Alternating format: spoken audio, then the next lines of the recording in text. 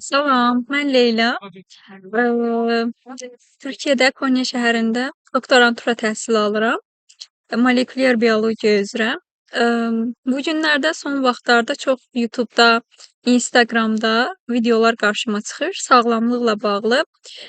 Həmçinin qidalanma, diyet ilə əlaqəli bir çox videolar görürəm, kontekstlər görürəm.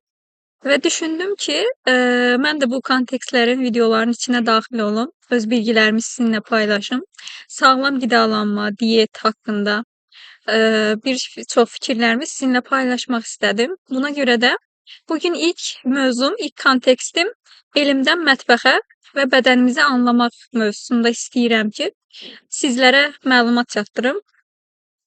Biz bir çox vaxt düşünürük ki, sağlamlıq, yəni sağlam qidalanma deyəndə diyet, arıqlamaq, şəkəri kəsmək və yaxud da proteini azaltmaq kimi mövzular ağlımıza gəlir. Amma əslində gəlin baxaq, sağlam qidalanma nədir? Hər dəfə biz yemək yeyən zaman bədəndə milyonlarla kiçik laboratoriya orada öz işini görür.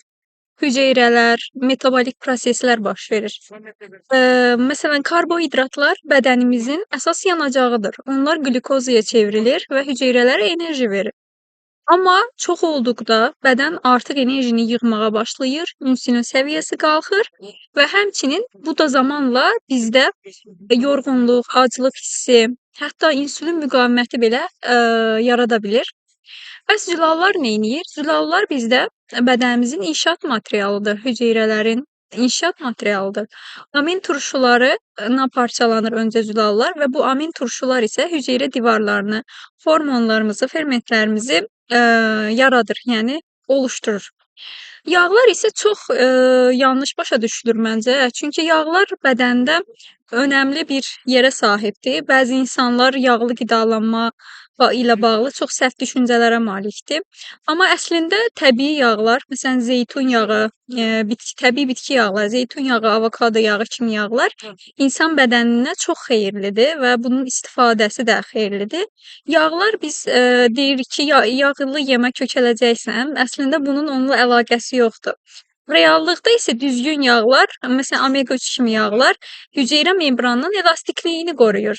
Yəni bizim bədənimizin hüceyrə membranının elastikliğini qoruması bu bizim üçün çox önəmlidir. Beyin funksiyamızı gücləndirir, həmçinin hormon balansını düzəldir. Buna görə də yağlar, təbii yağlarla qidalanma hər zaman önəmlidir.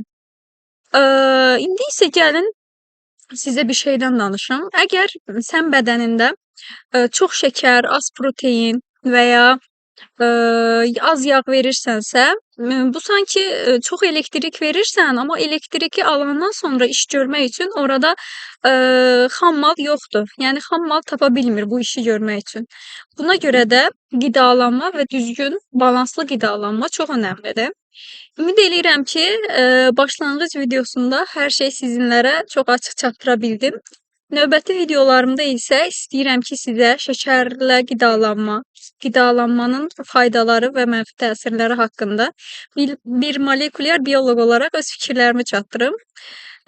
Yekunda isə bu sağlam qidalanma təkcə bədən üçün deyil, beyin üçün, yəni deyə bilərəm ki, beyin üçün çox önəmlidir. Beynimiz, ürəyimizin işləməsi üçün sağlam qidalanma önəmlidir.